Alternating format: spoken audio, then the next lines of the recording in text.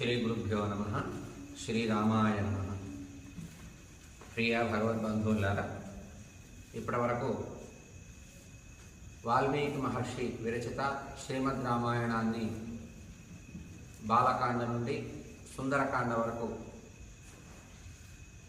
బాలకాండ నుండి ఉన్నటువంటి శ్లోకాలన్నీ కూడా బాలకాండ, అయోధ్యకాండ, అరణ్యకాండ, కిష్కింధకాండ, సుందరకాండ వరకు అన్ని సర్గలు, అలాగే అన్ని శ్లోకాలు అనుష్ఠానంగా ప్రతి శ్లోకాన్ని చేతి వ్రాతగా వ్రాసుకుంటూ వచ్చాం.